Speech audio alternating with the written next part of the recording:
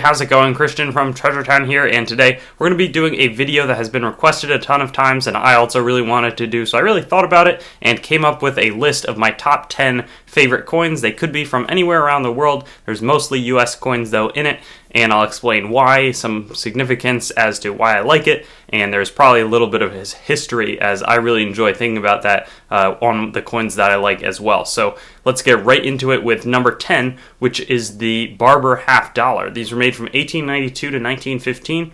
There's some interesting errors. There's some micro O coin, I believe. There's a lot of cool, pretty valuable uncirculated ones. It's difficult to get uncirculated examples, and the ones that I've handled in the coin shop that I work at have been really beautiful. The parts that is interesting about these coins, though, is that Teddy Roosevelt really didn't like them, and people didn't think that they were too attractive of coins, so in an effort to beautify the coinage, they came up with a lot of new designs. Think about like the Standing Liberty, the Mercury dime, the Walking Liberty half dollar, but I agree with him on the quarter and the dime. I don't think that the design is that attractive, but I think on the Barber half dollar, the larger surface area, for whatever reason, I think combines to make a really nice looking coin, especially in the uncirculated grades. The Standing Liberty quarter is my number 9 choice. I think that it is just a really pretty coin, and I actually have a personal anecdote to share with you guys. So the first and probably the most valuable graded coin I have is the 1917 Type 2 Standing Liberty quarter. It's Mint State 63 full head.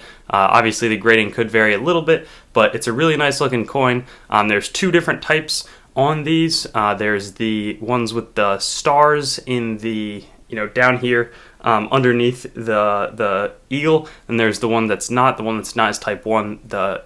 When they are under the eagle, it's type 2, but there's a little bit of complexity with this design. There's also some really neat errors. The 18/17 or 8/7 is really interesting, and I just think that they're a great design. I think that they really did beautify the coinage coming from the Barber quarter to the Standing Liberty, and since it's the first coin that I bought that was kind of expensive, I also have a little bit of an affinity for it itself. Number 8 is the Morgan silver dollar. So there's a lot of reasons that I like this coin. I think it's a good looking coin. It's so iconic. When you think of the iconic coin collecting coin, I think that the Morgan dollar definitely comes to mind for a lot of people.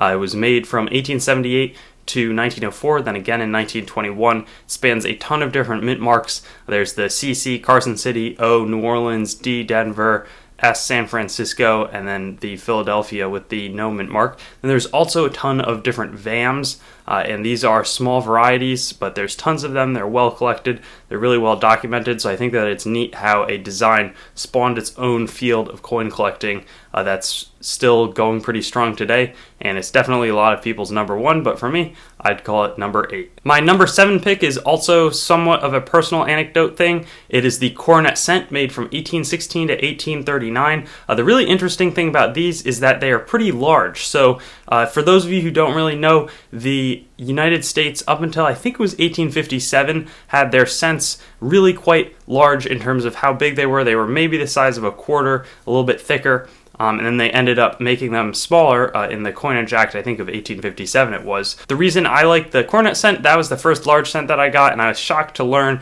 that was when I was a much younger collector, that the cents used to be so large. So I thought that was really cool. I think the design looks good, and it's something that is fun. There's the braided hair cent, which is a little older, and there's something like a drape bust cent, which would come before that, but there's a lot of cool large cents out there, and they're pretty affordable as well. Number 6 for me is something that is personal. I don't own it though, but it's in my state, and that is the Connecticut Tercentary half dollar. It's a classic commemorative, and it's got a really, really pretty reverse. It's got a beautiful tree. I've seen them in person, though I haven't bought them, and they're just great looking coins. They have nice relief, and they are from the state that I'm in. I'm loyal to the state of Connecticut. There's probably not too many people out there from Connecticut who are going to watch this video, but it's a really good looking coin, and that's something that I do plan on purchasing in the future, but that's why it makes the list there. A little bit of favoritism, but definitely a cool coin, and other people do think that the design looks really cool. The classic commemoratives, as an aside, some gorgeous, gorgeous art there. You should definitely check them out if you don't know too much about them. Number 5 is a coin that is a really iconic error coin, possibly the most iconic error coin, and this is one that I've gotten the good fortune to handle a fair amount. They've came through our coin shop. I've seen them a lot at shows or at conventions, but the most fun I've had is, when I'm taking the picture, uploading it to eBay for the shop. That's a fun experience to just hold a cool coin like that, and the doubling is so strong. A lot of the double die you really need to get in with a magnifier and see the specifics on the coin, but that's not the case with these 1955 double die pennies. There's a ton of value associated with them, but I think the experience of handling them is the reason that I'm going to make this number 5, combined with how well known it is. It's everybody's dream to find one of these in like a coin roll hunt or pocket change. Very few people have been able to do that, but it's still something to hope for at one point. Number 4 are a set of coins that I've only seen briefly, but I think that they're really, really gorgeous, and these are the early bust gold. Maybe it's the allure that there's so much extra value tied up in them. They're far, far rarer than the St. Gaudens, things like that type of gold coinage. These ones are early American history, and I think the gold combined with the neat design and the early aspect of it kind of makes it a really neat coin to think about. I'm very far off from owning one. That would be something that I'd have to buy far, far later, but it would be cool. And for those of you who own them, I'm sure that they're really nice additions to your collection. I think I've also heard that they're good investments, but I'm not an investor. I don't really invest with coins, but that's what I've been told. And my number 3 pick is going to be my favorite classic commemorative $50 that I've ever seen. I like the Connecticut because it's my state, but I think that this is just a gorgeous design. We had one of these come through the coin shop. PCGS Mint State 67 Plus and CAC also stickered it, so it was widely agreed upon as being a gorgeous coin, and it really was. The design is great, and then on this specific one, the luster was impeccable as well. Just a really, really cool coin. I think we've since sold it, but it was awesome to behold. I worked with it, putting it on eBay, and I just think the design's great. They were made from 1926 to 1939, not all the years in between, but they struck them intermittently to commemorate the Oregon Trail. Or actually, I heard this, somebody commented this the other day. I think it's not Oregon, but it's like Oregon instead of Oregon. So I'm going to try to correct that here live with you guys. And then with that, let's go to our number 2 pick, which is going to be the Stella. Now, the Stella is the $4 gold coin. I've seen a pattern of these when I was out at the what was it called? ANA Summer Seminar. It's really cool. A collector showed me one of his pattern Stella coins, but I think that the denomination is awesome. There's also the composition is 85.7% gold and a mix of copper and silver, so it's got very defined and unique composition. I just think it's really cool because a lot of countries and currencies don't have any $4 items available there. So that is one of the coins I've always thought would be super, super cool to own. Don't really foresee myself ever owning one, but they're just really neat. They were made 1879, 1880. The 1880 I think was a lot more rare than the 1879. They were slightly different designs, but just the thought of them being put out for circulation as such a strange denomination. It's like there's this note that I own from Burma, which is now Myanmar. That's a 15, whatever the unit of currency was. I thought 15 is really cool. There's a lot of neat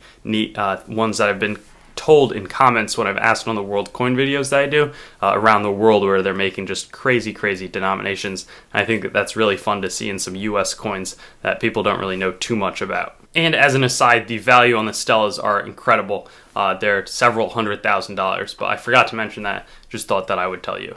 And now, before we get to my number 1 pick, I do want to give a couple of honorable mentions. So there's so many cool coins out there, and I couldn't fit all of them quite in the video, but some of them would be some of the earlier French 10 centimes coin, especially the uncirculated one. Great design, as well as the large UK 1 penny coins. I also would highlight the St. Gaudens, especially the high relief, as well as the Omega Man counterfeit in 1907. I think that's a really interesting coin too. And I'd also do the Walking Liberty $50 and the Bust $50. Both have great communities surrounding them. The commemorative bust counterfeit, I think it's commemorative counterfeit bust $50 club is a really interesting one to take a look at. There's also some other clubs, but it's a cool set of coins. All those that I mentioned, great designs, lots of history, and with that we'll get to our number one find. Now the number one coin is the Gobrek dollar. It's a coin that I've been fascinated ever since I saw it issued in one of the red books that I read early as a kid,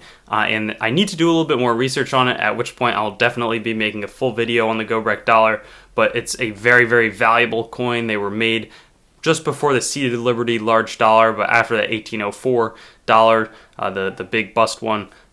So the coin, though, the Gobrek dollar, has a lot of different research. There's a lot that's unknown about it. One interesting tidbit of information I found out is that the coins were then restruck for a long time. So in the 1860s, mint officials were actually caught selling coins, restriking earlier coins to sell at a profit, and that was going to be a big public scandal. So these coins were also being restruck a little bit in 1860. So there's people who are kind of saying that some of these are not really original, but they're still quite valuable. So that's just an interesting fact about these coins. So that's about it. I think that the design is really cool, and I'll look forward to seeing you when I do my least 10 favorite coins. And what I'm going to do as a twist is add a pattern coin that I would choose to replace it. So it's not quite a negative video, but kind of a constructive criticism video that I would have given at the time that the coins were being made. Thanks for watching the video. I'd encourage you to like, comment, and subscribe. And if you want to get in touch with me, do so on my website, treasuretownYT.com, my Instagram, TreasureTownYT, or my Facebook, TreasureTown. I've got links in the description, and I'll see you on some of my other videos.